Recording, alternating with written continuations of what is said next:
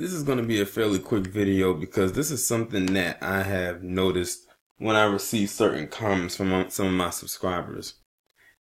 All I'm going to say is this. Black people, do not get too comfortable when the establishment or the dominant society is going against its own, because eventually their infighting will definitely trickle down on us, or whatever they're fighting against each other over will eventually fall upon us. And there's a reason why I chose to use this picture with the Me Too on it. Now, I did a video, I think earlier this year, talking about Me Too, and I think I used the same picture. But I'm using it again for something else, to bring a point. I just recently did a video talking about how a lot of publicly traded companies in California, California has passed a law where they have to have women on all male boards. And I saw some people in the comments saying, well, it's not going to affect us. We shouldn't bother with it or anything like that, and this, that, and the third. Oh, you should worry.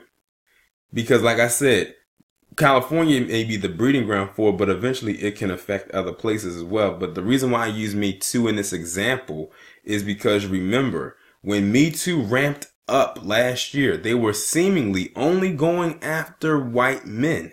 But then, as you can see, as time went on, what ended up happening?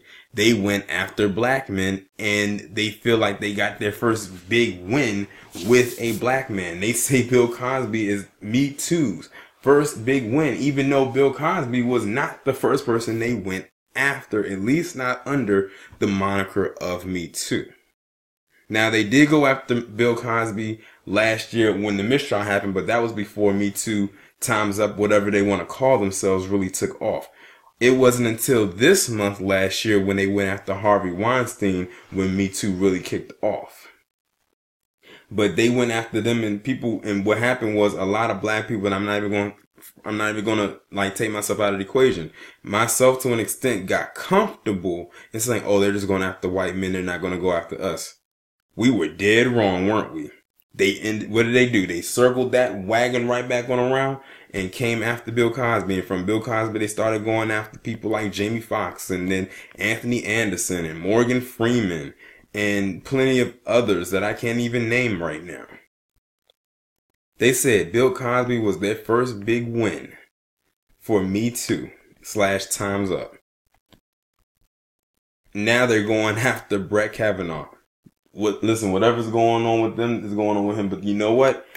I would not be surprised, and neither will you, if Brett Kavanaugh not only walks away from this, but he also gets confirmed to sit at the highest level of being a judge in this establishment. So that's why I say black people don't get comfortable when it seems like their infighting is just with themselves. It starts off that way, but then eventually it breaks out. It's almost like Pandoras Box opening, and then they come after us too. So please just don't get comfortable when it seems like they're going against their own. That's something that I had to like literally mentally tell myself. Don't get comfortable because something else is about to happen. So with them doing this whole thing right now with the women being on the board, something else is going on. Something else is happening behind the scenes, and somehow, some way, I have a feeling we as black people are going to be affected. I'll be pleasantly surprised if we're not. But for right now, I will not hold my breath, and neither should you. Y'all let me know what you think down in the comments. Like, share, subscribe. The email, PayPal, and Patreon links will be in the description. I'll talk to you in the next one.